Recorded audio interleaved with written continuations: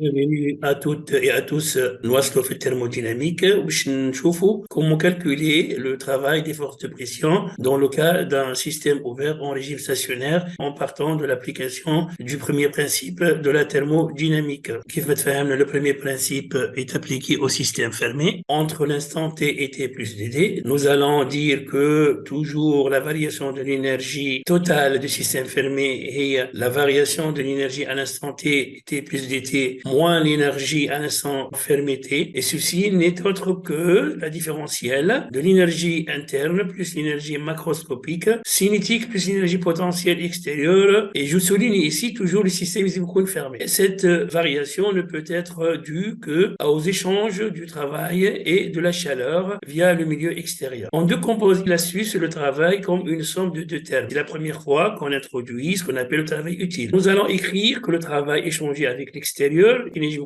un travail de pression, ou bien le travail utile. بالنسبة للبيزونتور موجودة هنا في l'énergie potentielle. Donc إذا كان ثم travail de pesanteur موجودة في l'énergie macroscopique. Nous allons maintenant dire que le travail P, c'est le travail des forces de pression en amont et en aval, يعني في الدخول وفي الخروج, et dW de U, tout le travail restant appelé travail utile. Revenons maintenant à notre schéma dès le départ. Voilà le système ouvert اللي هو هذايا بالاشوري, le rectangle, pour qu'il soit fermé نزيدو الطرف هذايا على اليسار DXE. Ça c'est le système fermé à l'instant T. Pour le système fermé à l'instant T plus dt, maintenant notre sortie plus la partie carrée ici en assuré. Et on va appliquer le système, bien évidemment, le premier principe de la thermodynamique. Pour cela, on va noter PE, c'est la pression d'entrée, et là, PS, c'est la pression de sortie. Sigma E, c'est la surface de la section d'entrée, et sigma S, c'est la surface de la section de sortie. Donc, nous allons écrire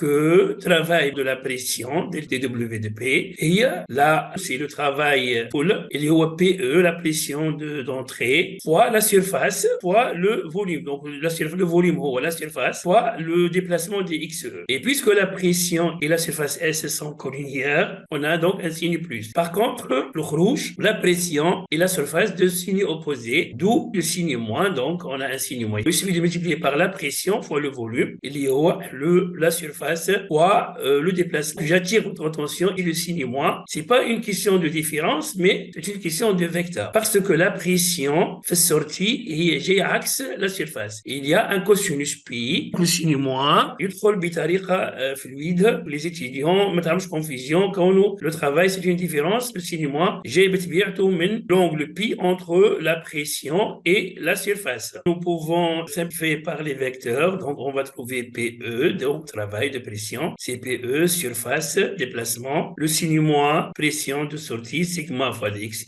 et cette quantité, c'est dVE, donc c'est le volume dVE, PE dVE moins PS dVS. Nous appelons VE, c'est le volume massique du fluide en entrée. Là, le volume, c'est mètre au cube. Massique, donc mètre au cube, kilogramme mètre moins 1, et VS aussi. Donc, les nets généralement, les élancés, on appelle VE, volume massique, et voilà, essayez d'apprendre ça par cœur. PE, toujours PE dV moins PS dVS. Vous pouvez basculer aussi ça.